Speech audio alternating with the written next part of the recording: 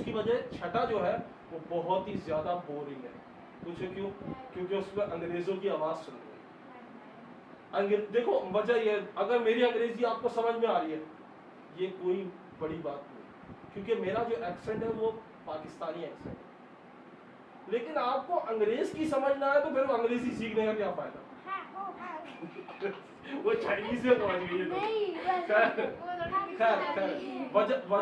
وجہ یہ ہے، یہ جو لسننگ، یہ ہم لسننگ برٹش اور امریکن دونوں کی جو ایکچوئل ایکسنٹ جو ہوتا ہے، ایکچوئل جو لہجہ جو ہوتا ہے وہ آپ کو سنایا جائے گا.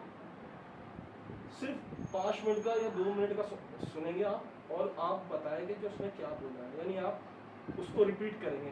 آپ نے کبھی نقل کی ہے؟ ہم نقل کرنا سیکھیں گے اس میں، یعنی کسی کو فالو کرنا. جیسے اگر میں بول رہا ہوں میرا نام طارق ہے، آپ ریپیٹ کر سکتے ہو میرا نام طارق ہے، بول سکتے ہو نا. میں جو بولوں وہ آپ بولو، آپ صرف سمجھانے کے لیے بتا رہا ہوں. میں ٹیچر ہوں، تم پاگل ہو. صحیح، آپ نے ریپیٹ کر لیا نا یہ بات.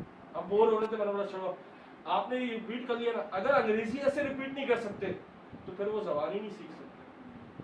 تو یہ چیز کیا ہے، ہم کم سے کم جب کریں گے، جب ہم 5 چیزوں پہ فل ہماری عادت ہو جائے گی. عادت سے مراد کہ دیکھو عادت ہونا کہ آپ یوز ٹو ہو جاؤ، کہ آپ بغیر کسی اٹکے، بغیر کسی ٹینشن کے، یعنی آپ بور بھی نہیں ہو رہے، آپ میں جوش آ رہا ہے سیکھنے کا.